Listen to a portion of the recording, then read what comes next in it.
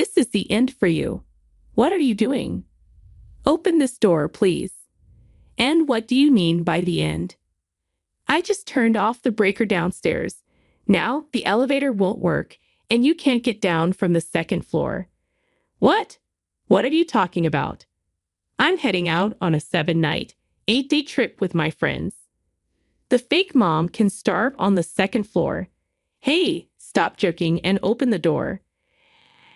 I could open it, but you can't get down to the first floor by yourself. Your smartphone and computer are downstairs, so you can't call for help. Dad's on a business trip and won't be back for 3 months. The situation looks pretty hopeless. My husband's daughter, Emily, really left me, a wheelchair user, stranded on the second floor and went on her trip. This was crossing a line. A week later, when Emily returned home, she felt something was off as she climbed the stairs. Why are you looking so chipper? It seemed Emily couldn't grasp the situation, so I decided to explain it to her. This would probably be my last lesson to her as a mother, so I took my time explaining carefully. My name is Jennifer. I'm a 34-year-old programmer, just a regular person with a job, a marriage, and kids. But there's one thing that sets me apart. I've been wheelchair-bound since a traffic accident in middle school. When the accident happened, I was unconscious for 3 days and bedridden for treatment afterward. When I woke up, I didn't realize for a while that my legs had stopped working. I only knew my legs were paralyzed when my mom broke the news to me. Mom, when will I start rehab? I want to play basketball again soon. If I take it easy, I might lose my spot on the team. Think the doctor will have something to say, but the truth is, I cried all day after hearing the cruel reality from my mom. It must have been hard for her to tell me.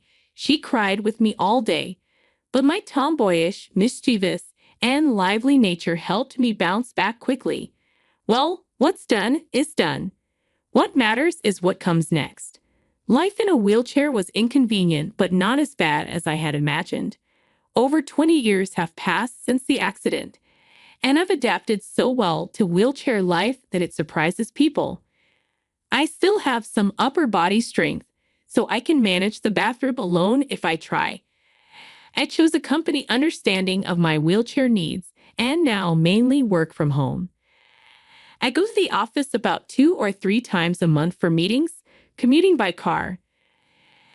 I drive myself using a specially adapted vehicle that can be operated solely with my hands, and sometimes I go for drives on weekends. I enjoyed wheelchair basketball in my 20s. There have been challenges, but overall, I'm satisfied with my life, and even managed to get married, something I had given up on because of my disability. Does this setup work for you? Your parents' house seemed more elaborate. That was just my parents going overboard because they weren't sure what I needed. This is enough for me. We just need to install a lift for the stairs. I can't install a lift myself. Guess we'll have to wait for the professionals. I married Kevin, who is 7 years older, just last year. Our meeting wasn't dramatic, just a typical workplace romance. After getting married, Kevin and I rented a house and made it wheelchair accessible with permission. Wheelchair accessible meant simple things like installing portable ramps and handrails. The only major addition was a rail lift for getting to the second floor, and that's how our sweet newlywed life began. Or at least that's what we thought. I'm home, Jennifer. What's for dinner? Weren't you with your mom today? Didn't you eat anything there? She said she had some errand and left early. Oh dear, you should have told me. If you needed dinner, I'd always say that. Am I sorry about that? My husband, Kevin, is a divorcee with a child, but his daughter, Emily, is already an 18-year-old college student. I've known her since before we got married, and we have a good relationship. She calls me Jennifer. Emily also gets along well with Kevin's ex-wife, Mindy, meeting her sometimes and distinguishing her as mom. Despite potential issues like my disability or the dynamics with Emily, I felt joy that our family life started without any trouble. But unbeknownst to me, seeds of trouble were growing behind the scenes. A year into our marriage, Emily, who had been friendly, became increasingly distant, now barely conversing. "Welcome back. Do you want dinner?" "No, I don't." Upon returning home, Emily would go straight to her room on the second floor, hardly coming out. It's hard for me to go upstairs without the lift, so my life is centered around the first floor. I only go upstairs about once a month to retrieve clothes or items from the storage room. For Emily, avoiding me, the second floor is a convenient refuge. I have no idea why my daughter has become distant towards me. I've even discussed this with my husband. Did I do something to make Emily dislike me? You can't think of anything, right? No, nothing at all. We were so close before, even when we first moved into this house. She talks to me just like she always has. Why this sudden change? It wasn't sudden. It started about a month after moving in here. Maybe living with me made her upset? Probably not. She's known about your disability since before we married. Kevin and I were at a loss, not understanding why Emily's attitude changed. Without knowing the cause, we couldn't solve it. So I tried talking to her, but it seemed that wasn't the best approach. "Oh, you're home early today." I only had 2 classes. Wait a moment. I stopped Emily as she was about to go upstairs. "What?" Emily turned to me with a face somewhere between anger and no expression. I couldn't tell her feelings, but her annoyance was clear.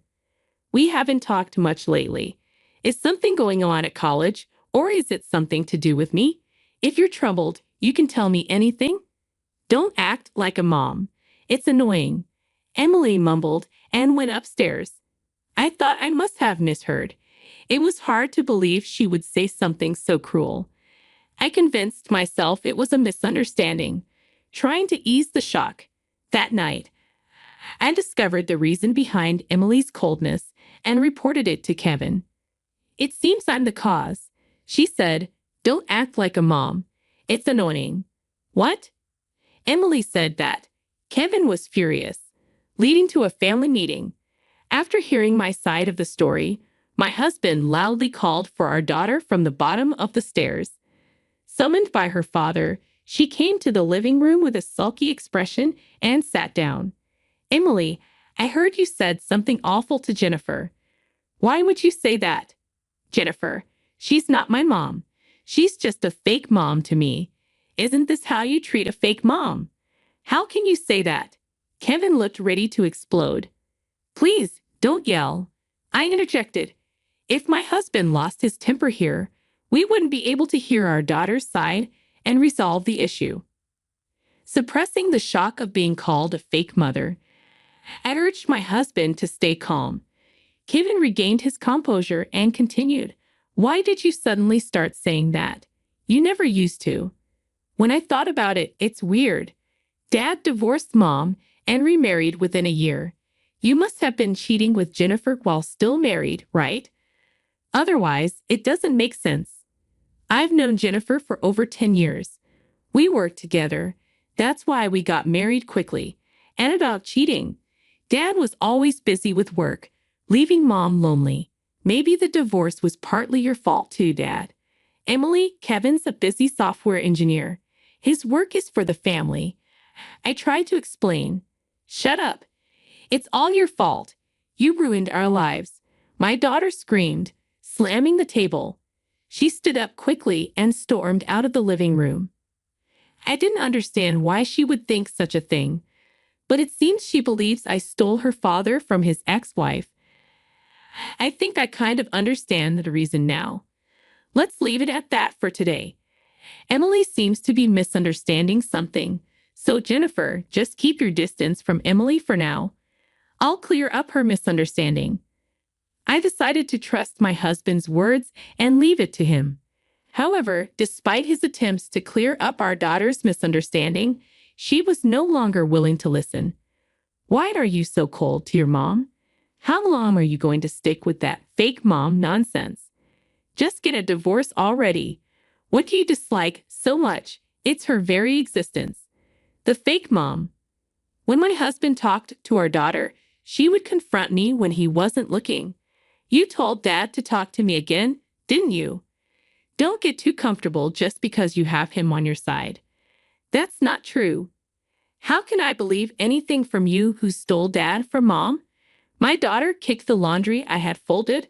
With my mobility issues, it was a struggle to pick up the clothes that were kicked out of my reach. Knowing this, she deliberately kicked the pile from the bottom to make the clothes fly further. Watching the scattered laundry, she seemed satisfied and went upstairs. While I picked up what I could reach, my husband would scold our daughter, who would then take it out on me.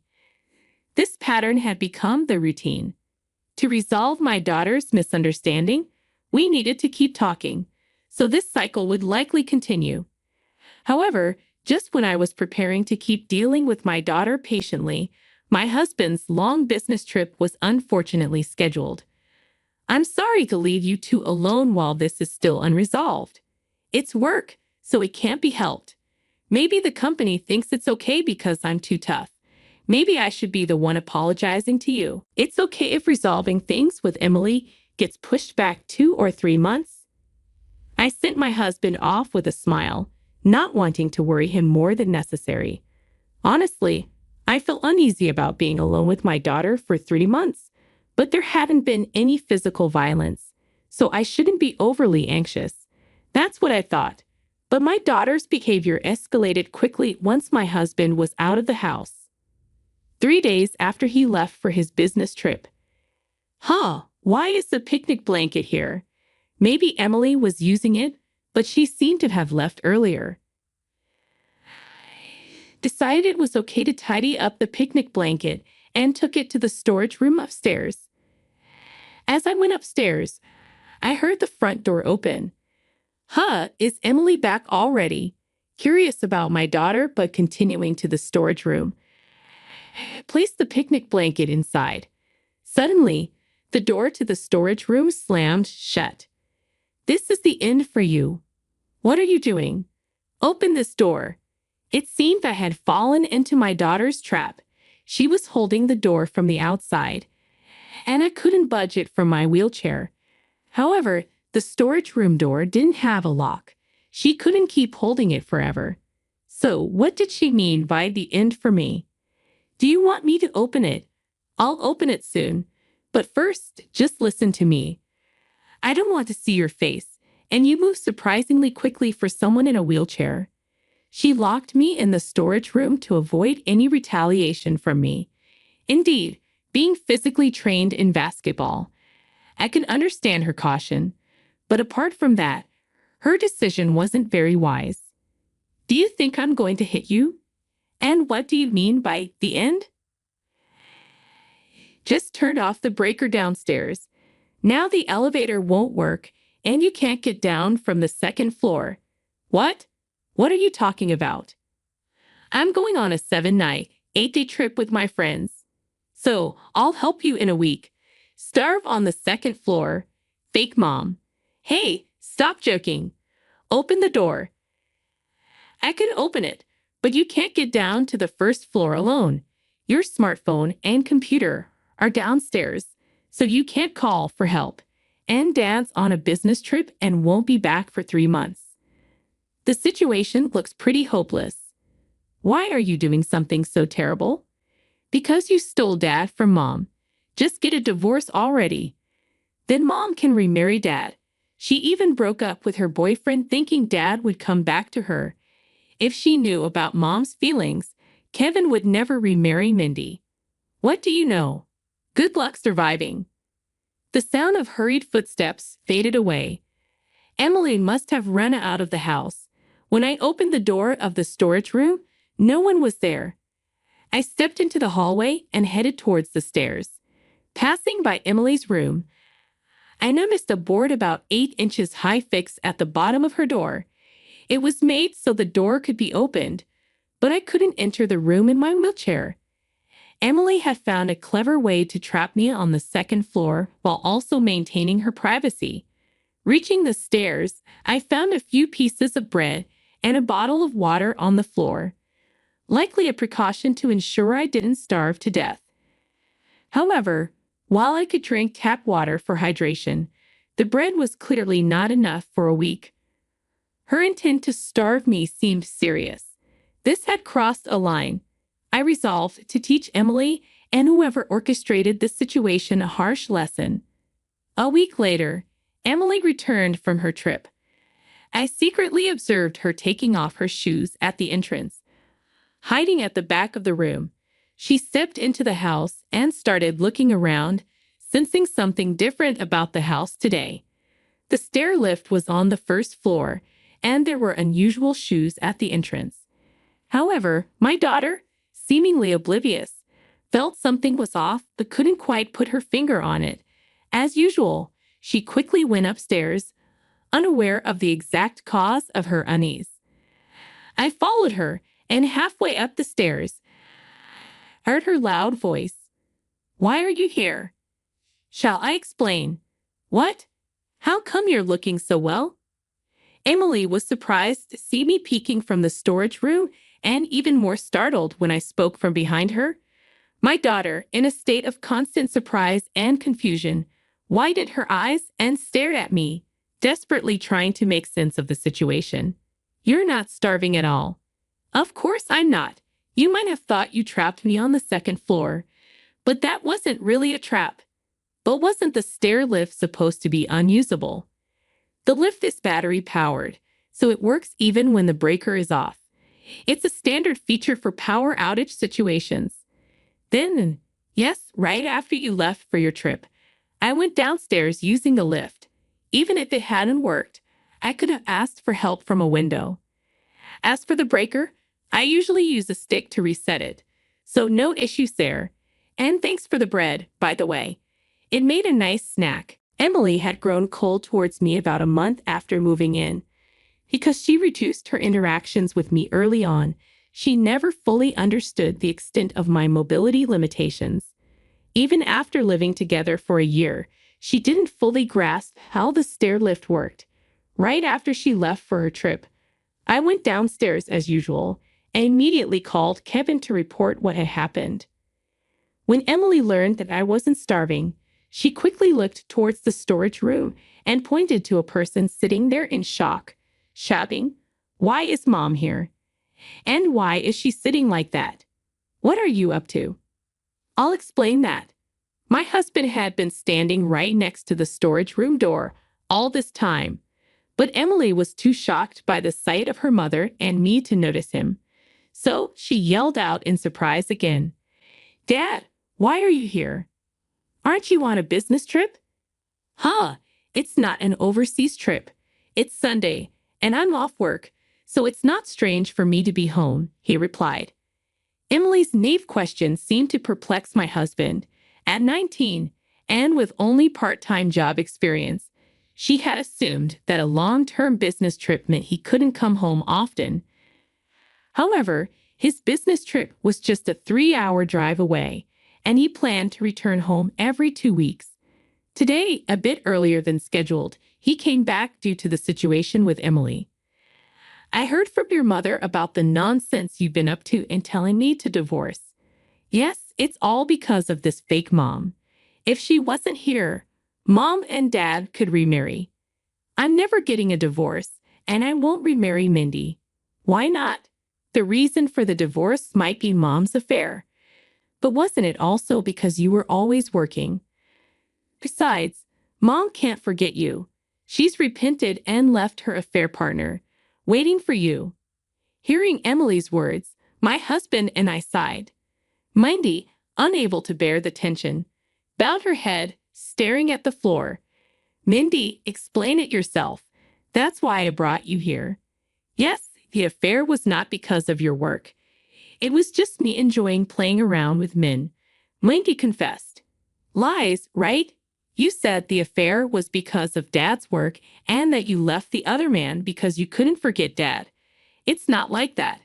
I was dumped again because of my infidelity. I've always had a low income from part-time jobs. Over 40 now. I can't find a new job or catch a new man. Struggling for money. I thought of getting help from Kevin again, but then I heard he remarried.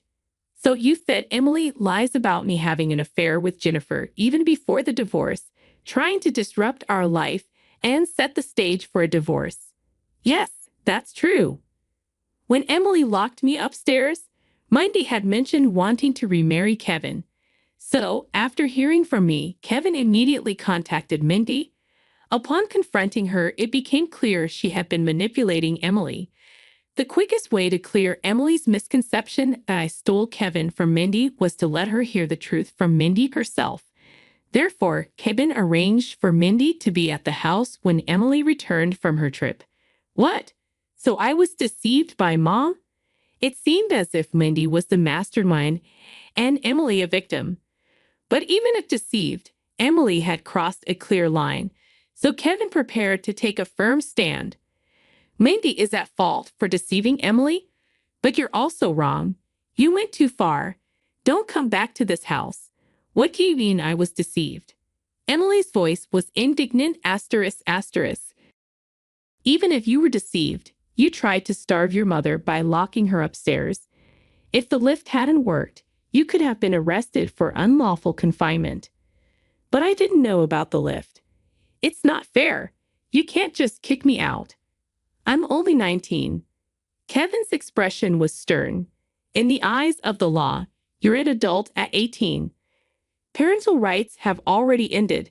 You're not a child who can be indulged anymore. What do you mean? I'm still a student and can't do anything, and yet I'm considered an adult. That's the law. If you have a complaint, take it up with the government. We'll pay for your college tuition until you graduate, but you need to figure out your own living arrangements and expenses. Emily's eyes filled with desperation. That's impossible. Hey, I can go live with Mom, right? She'll take care of me, won't she? Mindy shook her head. I can't. I'm struggling financially and tried to use you to get help. I can't possibly take care of you. Emily's face turned red with frustration. Regardless of what the law says, I'm still a child. Parents should take responsibility. Make up for deceiving me. Rejected by Kevin, Emily had no choice but to turn to her mother, Mindy, who was living in tight circumstances. Knowing her lack of options, Emily had to rely on Mindy. I can at least stay in the house, right? Emily's voice wavered. If you move in, I'll end up having to take care of your living expenses. Mindy replied, I can see where this is going. I'm not like you. No, you're the same as me. You're my daughter after all. An ugly, self-deprecating argument unfolded before us. I wish they would stop fighting in someone else's home. Excuse me, can you take this discussion elsewhere? Emily and Mindy left the house without a word. It felt a bit pitiful, but Kevin was right. Emily was no longer a child. She might have endangered my life if things had gone differently. Making her realize the gravity of her actions is also a parent's duty. I watched her leave, hoping for her growth in the future. In the end, Emily moved in with Mindy. Mindy was living in a cramped, cheap apartment due to her financial situation. Emily moving in meant a cramped life with no privacy. Mindy told Emily to contribute to some of the living expenses like rent and utilities. Since Kevin wouldn't provide anything other than tuition, Emily had to pay these expenses from her part-time job earnings. But as a student, she couldn't always work. Most of her earnings went to living expenses, leaving her no money to hang out with friends. It must be tough for her at an age when socializing is everything. She might even lose friends due to being seen as unsociable. Well, she should accept this as a consequence of her actions. Mindy's life became a bit easier now that she received some financial help from Emily. But instead of getting a full-time job, she continued working part-time. Emily, frustrated by the lack of money, often argued with her, "You should get a full-time job, not just part-time. You're planning not to pay living expenses once my income increases, aren't you?" They often had these kinds of arguments about money. Kevin seems open to supporting Emily if she shows remorse. but that appears to be a ways off. With Emily gone, our life as a couple has begun. Though we've been married for over a year, it feels like we're newlyweds again. We're enjoying our time together, finding peace and joy in each other's company after the tumultuous year we've had.